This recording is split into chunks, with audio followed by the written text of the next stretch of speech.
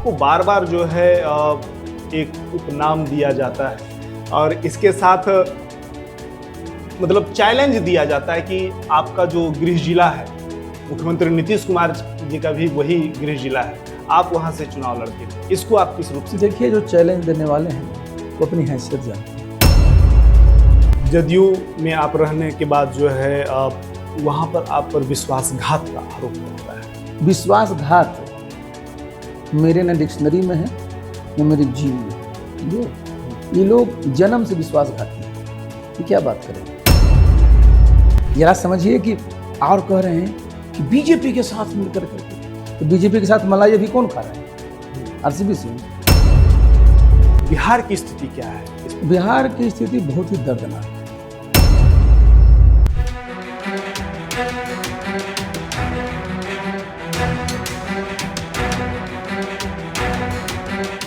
बिहार की राजनीति अब बदल रही है। लोगों के मन में और लोगों के बीच अब यह चर्चा होने लगी है कि बिहार में अब तीसरा विकल्प भी होने वाला है। अब जन सुराज जो है बड़े पैमाने पर अपना विस्तार कर रहा है। उन्हीं में से एक जो सदस्य जो पिछले दिनों जन सुराज की सदस्यता ग्रहण किए हैं, आरसीपी सिंह जी हमारे साथ हैं। आरसीपी सिंह जी से सीधा सवाल होगा और फराटेदार बातचीत होगी। आप वीडियो में बने रहें। नवभारत में आपका स्वागत है। सर, अब बिहार की राजनीति त्रिकोणीय होने वाली है, इस बात को लेकर के चर्चा हो रही है और आप जेडीयू के राष्ट्रीय अध्यक्ष रहे हैं, संगठन को संभालने की क्षमता आप में है। क्या लगता है कि ये जो चर्चा चल रही है इसमें कितनी सच्चाई है? सर देखिए, इस चर्चा में बहुत दम है। बिहार में आज की तारीख में इंडिया गठबंधन और एनडीए गठबंधन दो बहुत ही मजबूत गठबंधन है। दोनों का यहाँ शासन रहा है और 1990 से यही दो दल यहाँ शासन में रहे हैं। हम लोग जब ये आशा पार्टी का विलय जनसुराज में किए हैं, तब से ये जो जनसुराज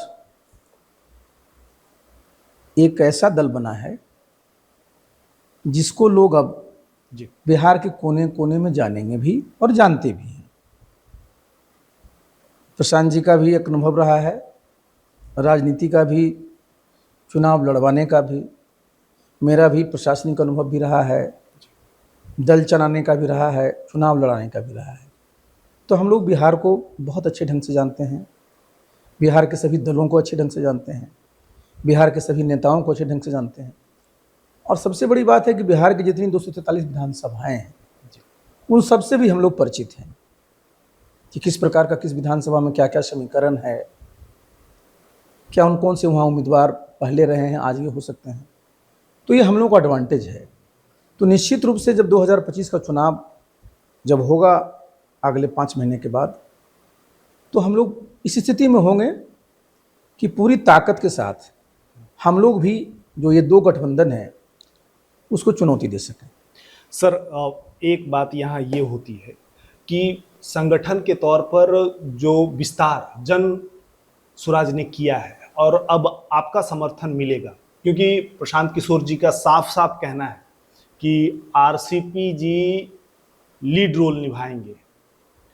तो एक समस्या यहाँ ये होती है कि जदयू की तरफ से आपको बार बार जो है एक उपनाम दिया जाता है और इसके साथ मतलब चैलेंज दिया जाता है कि आपका जो गृह जिला है, मुख्यमंत्री नीतीश कुमार जी का भी वही गृह जिला है, आप वहां से चुनाव लड़के। इसको आप किस रूप से? देखिए, जो चैलेंज देने वाले हैं ना वो अपनी हैसियत जानते हैं, समझे। और जो चैलेंज देते हैं ना तो उनको अपने जब हैसियत का ज्ञान नहीं है तो हमको क्या चैलेंज देंगे। और देखिए, एक बात मैं बता दूं, मुख्यमंत्री जी का वो गृह जिला नहीं है।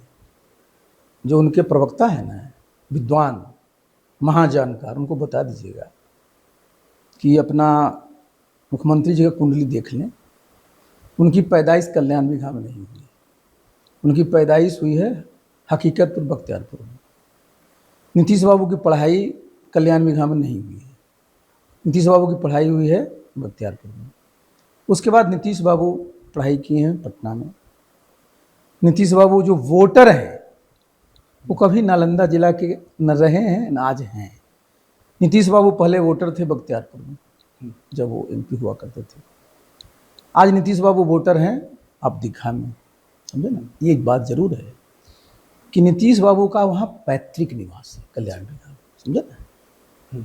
लेकिन मेरा क्या है, मैं वहीं गांव में पैदा लिया, वहीं गांव के स्कूल में मैंने पढ़ाई किया, बगल के गांव के स्कूल से मैंने हाई स्कूल पास किया, समझे ना। तो हमारे तो पैदाइश वहीं हुई, हमारा बचपन भी वहीं गुजरा, हम पढ़ाई लिखाई वहीं की। उसके बाद मैं पटना चला आया।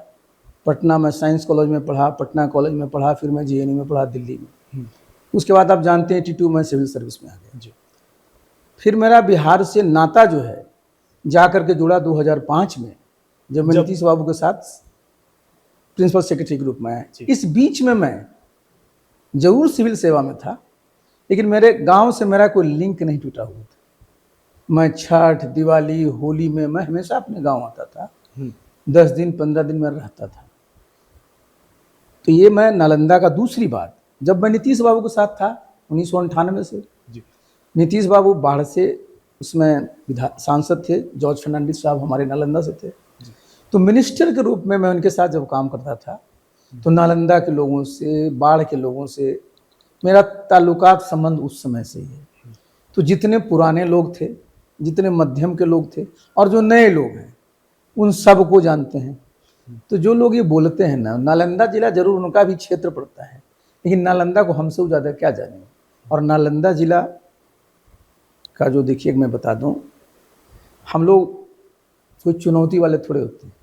और देखिए हम लोग छोटी बात नहीं करते जो बात करते हैं कि मुखिया का चुनाव, फलाना का चुनाव, हाँ, तो भाई बताइए उसकी, देखिए जिसकी जितनी सोच रहेगी उस व्यक्ति के लिए मुखिया ही सबसे बड़ा पद हुआ करता होगा एक जमाने में।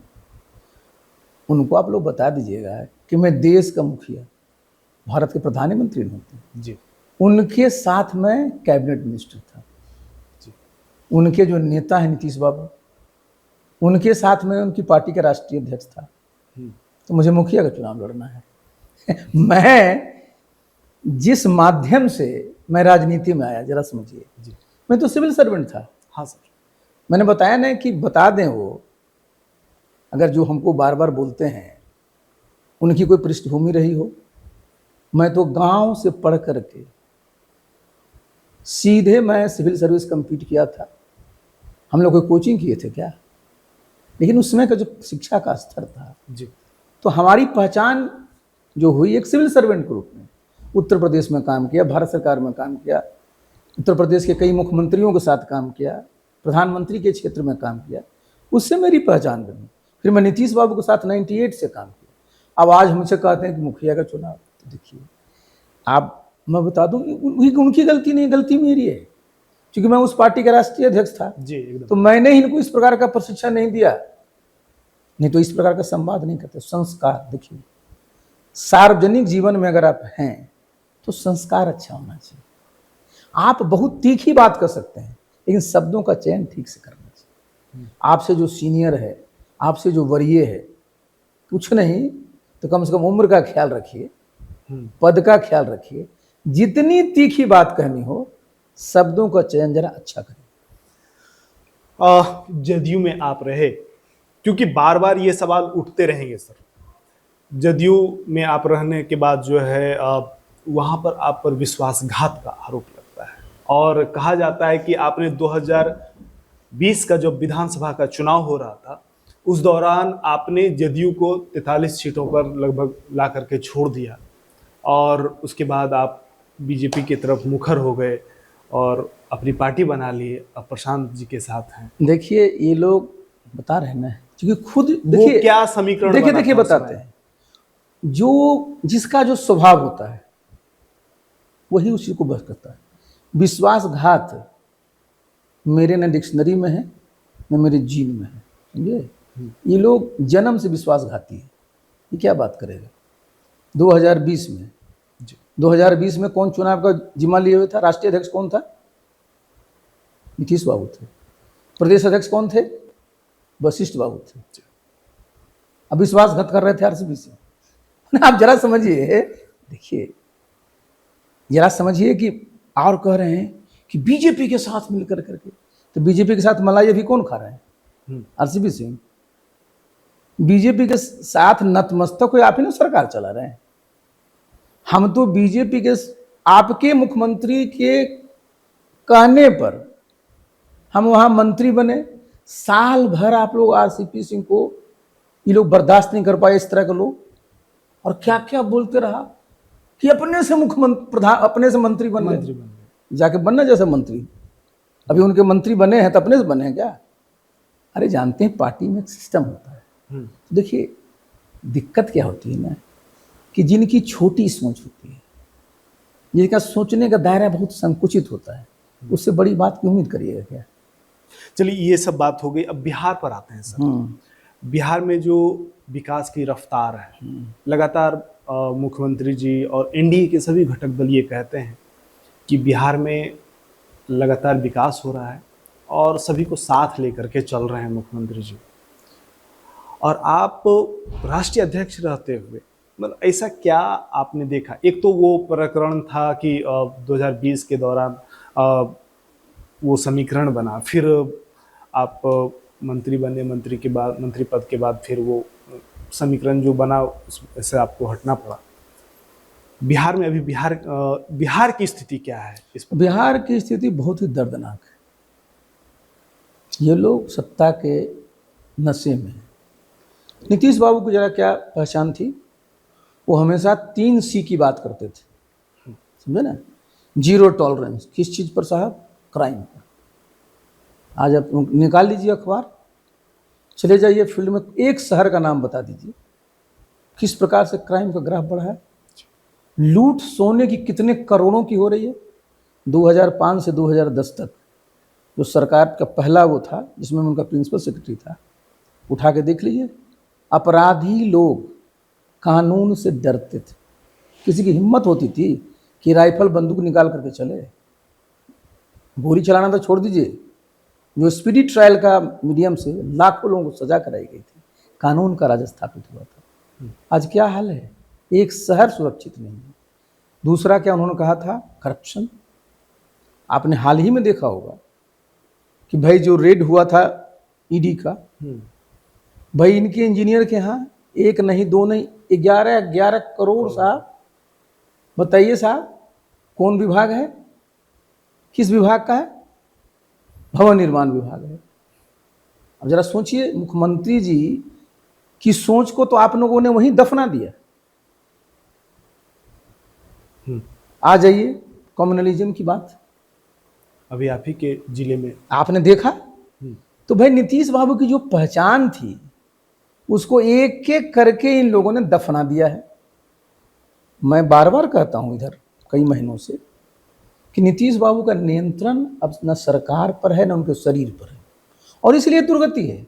और इसीलिए आज जो है, जो भी जनता दल के लोग हैं, तरह तरह की बात, मैंने आपको बताया ना भाई, नीतीश बाबू की क्या पहचान थी? एक लोकतंत्र में सिर्फ आस्था नहीं, उसके वैल्यूज में विश्वास करते थे। लेकिन क्या हुआ आदरणीय राहुल गांधी जी के साथ?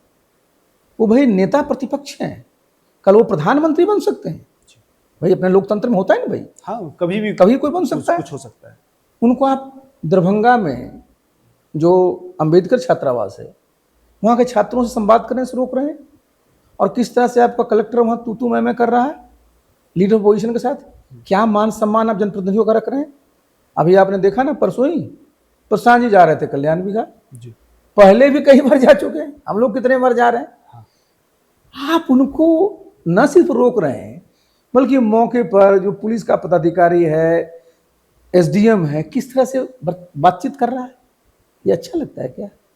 नीतीश बाबू अगर नियंत्रण में सब चीज रहता ना उनका, ये सब घटना नहीं घट सकती। मैं बता दूं, ये मुझे आश्चर्य नहीं होगा कि वो लोग, उनको बताया भी नहीं होगा कि आशा पार्टी और जो है जन स्वराज का विलय हो गया, उनको बताया भी नहीं होगा।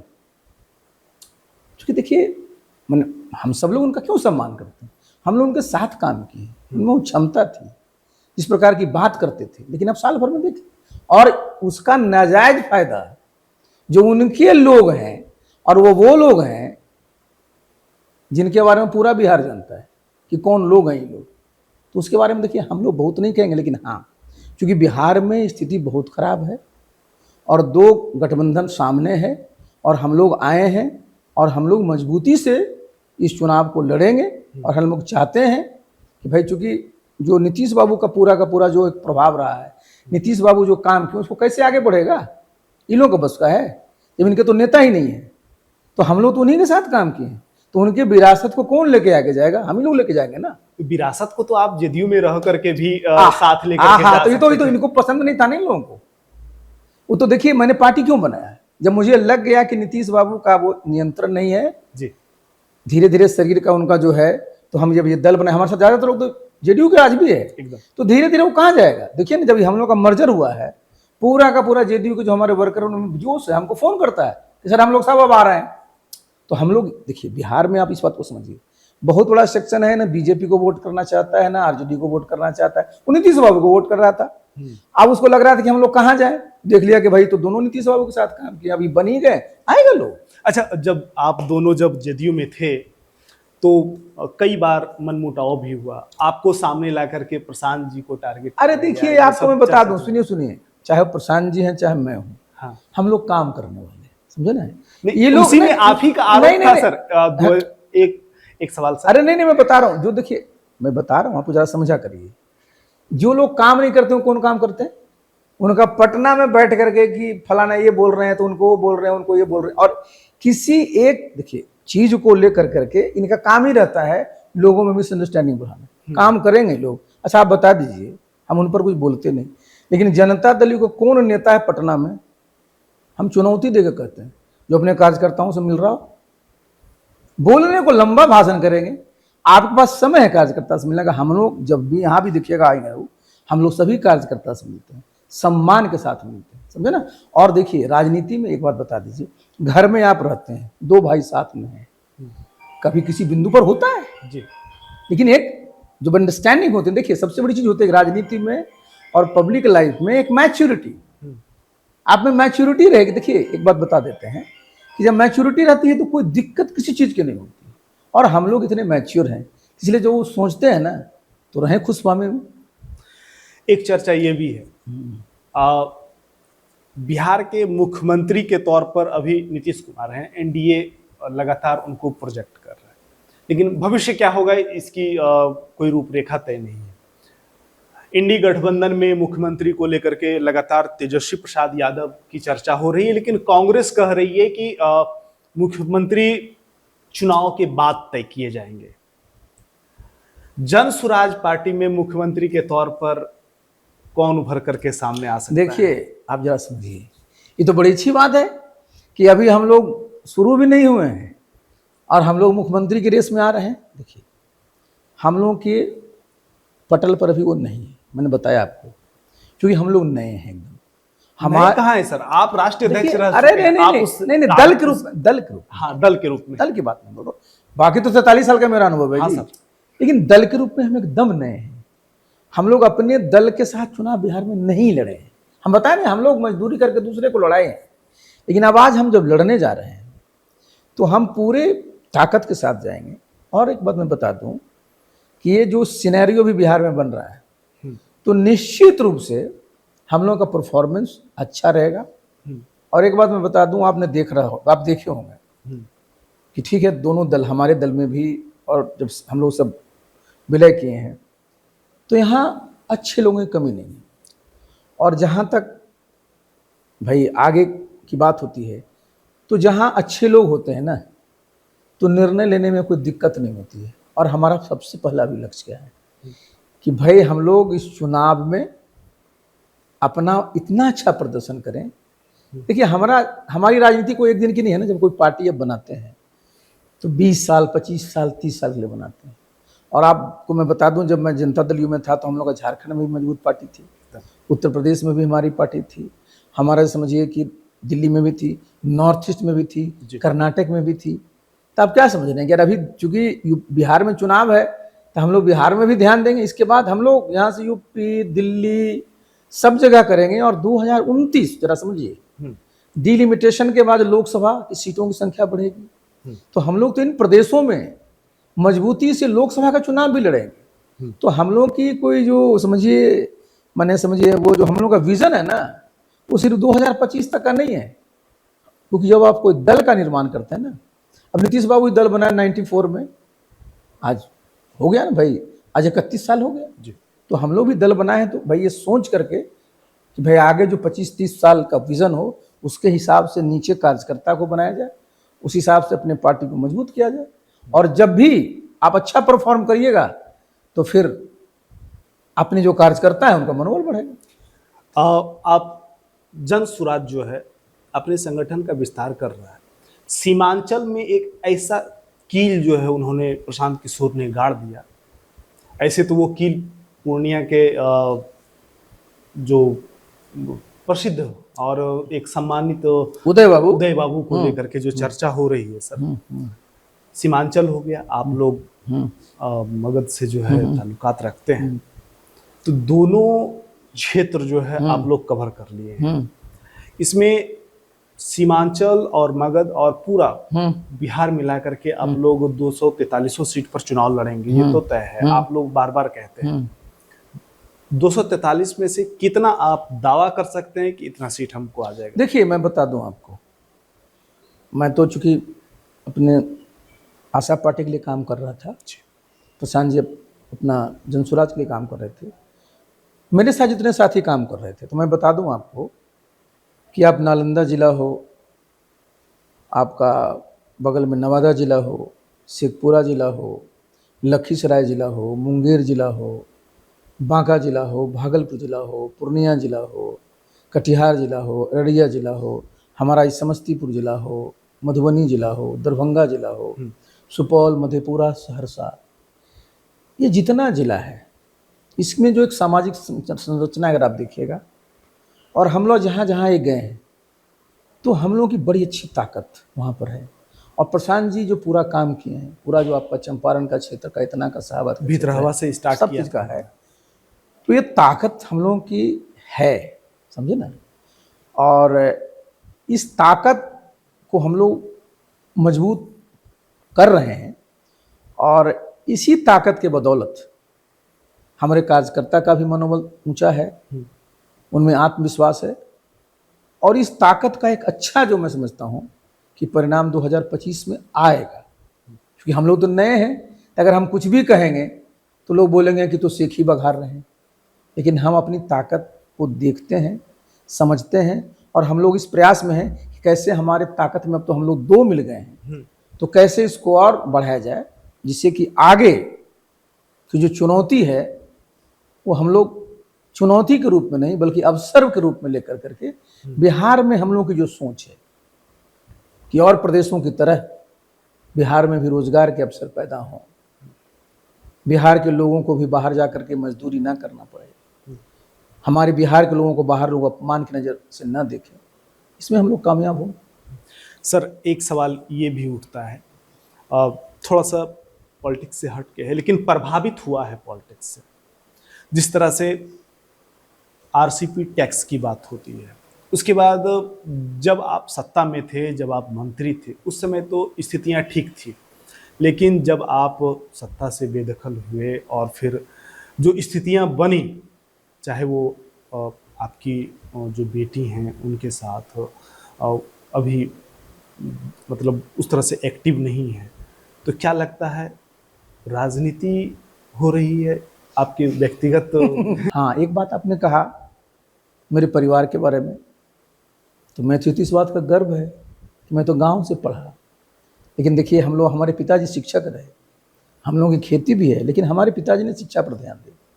हम एक भाई और 2 बहन, तो मैं एक IAS बना, मेरी बहन उसमें शिक्षा की व्यवस्था नहीं थी तो उतना नहीं पढ़ पाई, लेकिन उसके भी बच्चा, वो भी एक IAS ऑफिसर है जी। मेरी बेटी है, आप जानते हैं उसको, वो भी है, उसके हस्बैंड है, वो भी IAS है।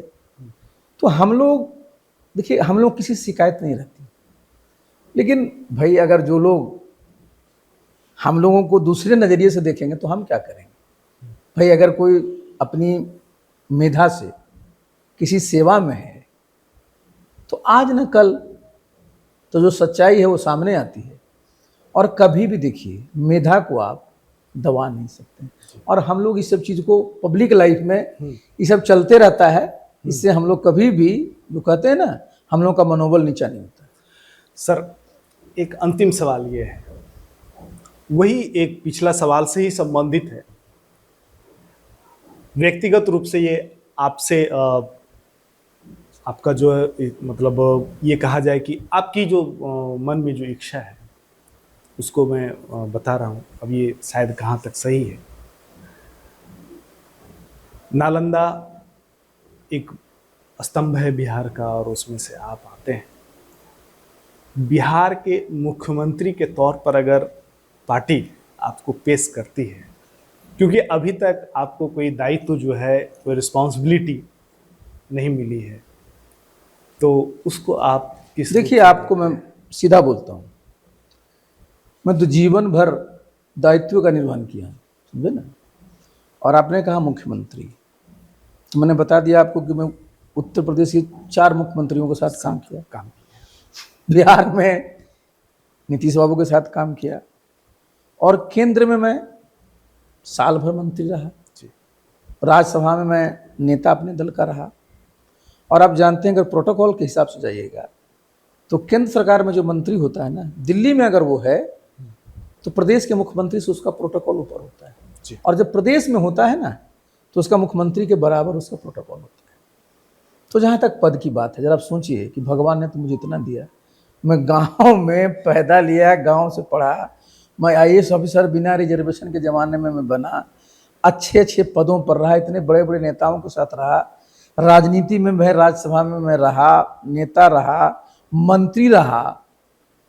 तो देखिए, इतना चीज़ तो मुझे मिल गया है और इतना मैं प्राप्त कर चुका हूँ। और आपका काम है कर्म करना, बाकी ये सब जो है ना, जब तक ऊपर वाले की कृपा नहीं होती है ना, कुछ नहीं होता है। और इसलिए आदमी को न अपने से अपेक्षा रखनी चाहिए, न दूसरे से अपेक्षा रखनी चाहिए, तब आप शांति से रहेंगे।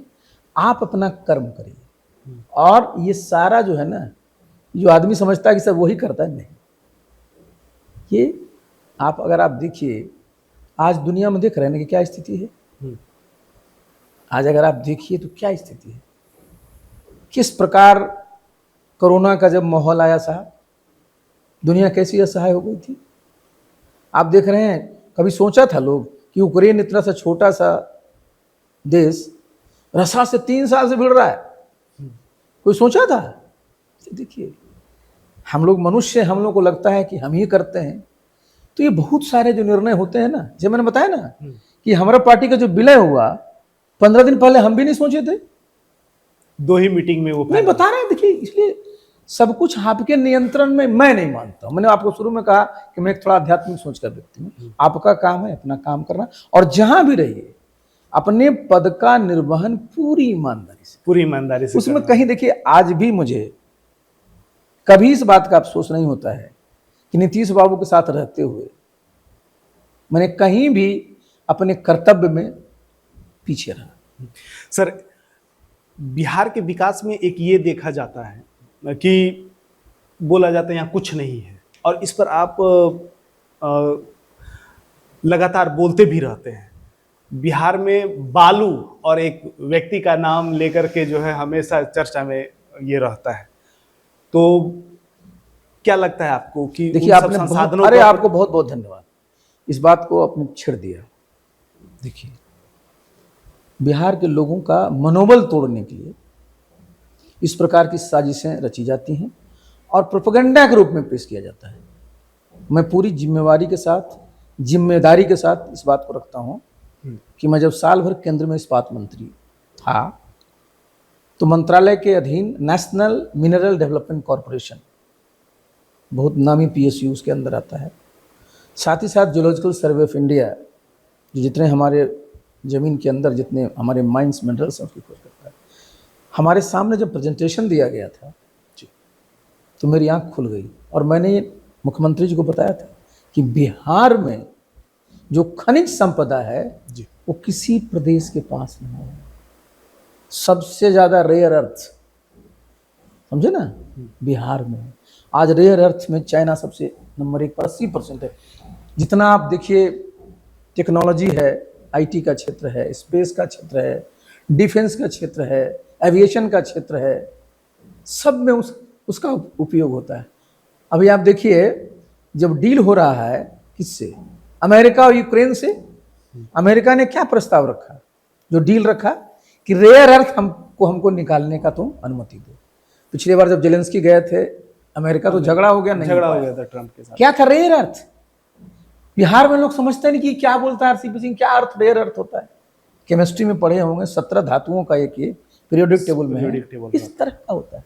बिहार में अपूर्व संपदा है। उसके बाद आप आइए, सोना देश में कहीं नहीं, मैं एक बार नहीं कई बार, आप हमारा जो जेठियन के आसपास जहाँ पर नालंदा आपका गया नवादा का बॉर्डर मिलता है, सोना का बहुत अच्छा भंडार है। आप सोनो जमुई में सोना का अकूत भंडार है। टंगस्टन पूरा नवादा में भरा हुआ है। बहुत तरह के जो हमारे जो और भी माइंस के हैं, बहुत। जहाँ तक कोयला का लोग बोलेगा, कोयला भी समझिए जमुई से लेकर करके पीर पैंती तक बहुत है, लेकिन अब कोयला का समय नहीं रहा। क्योंकि अब आगे आप जान रहे हैं कार्बन न्यूट्रल होना है, ग्रीन एनर्जी का जमाना है। और अब उस हाइड्रोजन की एनर्जी की बात आएगी। हमारे पास जल इतना अच्छा है, सूरज भगवान की इतनी रोशनी आती है, तो इलेक्ट्रोलाइसिस प्रोसेस से आगे चल कर करके यहाँ पर ग्रीन जो समझिए हाइड्रोजन का उत्पादन होगा। तो बिहार का भविष्य बहुत उज्जवल है। इस प्रकार के हमारे खनिज संपदा है, इस प्रकार के हमारे पास ग्रीन एनर्जी के सोर्स हैं। जरूरत किस बात की है कि इस ओर हम लोग ध्यान दें। हमारे पास देखिए संसाधन है, हमारे पास मानव संसाधन है जी। हम लोगों को पीछे कहाँ छोड़ दिया जाता है कि हमारे पास कैपिटल नहीं है, निवेश नहीं आता है। तो जो भी प्रदेश हैं जहाँ निवेश होता है वो अपना घर से लगाते हैं क्या? इतने बैंकिंग और फाइनेंशियल इंस्टीट्यूशंस उनका पैसा आता है। तो जब आपके पास इसका रोड मैप होगा, जब खाका होगा, किसी के सामने रखिएगा तभी ना। तो हम तो इस चीज़ को जानते हैं, हम इस चीज़ को समझते हैं। तो हम लोग को जब समय मिलेगा तो हम इसमें समय गंवाएंगे क्या? नहीं। और इसलिए मैं बार बार लोगों को बोलता हूँ, अच्छा बताइए, बिहार ज्ञान का केंद्र रहा, बिहार सत्ता का केंद्र रहा, तो उसमें सत्ता जब मगध साम्राज्य था, इसका साम्राज्य कितना बड़ा था? तो बिना संसाधन के साम्राज्य चलता था। तो उस जमाने में संसाधन ताज नहीं है अपने पास, लेकिन ये काल और समय का होता है। तो हम लोग अभी नीचे हैं, हम लोग भी ऊपर जाएंगे, उसके बाद फिर काम होगा। चलिए, हमारे साथ पूर्व केंद्रीय मंत्री और बिहार में संगठन को यानी जदयू को मजबूत करने में जिनका नाम आता है, क्योंकि राष्ट्रीय अध्यक्ष रहे हैं आरसीपी सिंह जी हमारे साथ थे, कई विषयों पर बातचीत हुई और बेबाकी से बातचीत हुई, चाहे वो बिहार की राजनीति हो, चाहे वो बिहार में संपदा की बात हो, चाहे बिहार की शिक्षा की बात हो, बेबाकी से बात हुई। और इसके साथ ही साफ साफ इनका कहना है कि जब भी समय मिलेगा बिहार के विकास के लिए, बिहार को आगे बढ़ाने के लिए जिस पार्टी से ये जुड़ चुके हैं उनके साथ मिलकर के बिहार को आगे बढ़ाएंगे। फिलहाल ये आपको कैसा लगा आप कमेंट करके जरूर बताइए। यदि आप नवभारत देख रहे हैं तो चैनल को सब्सक्राइब कीजिए। धन्यवाद।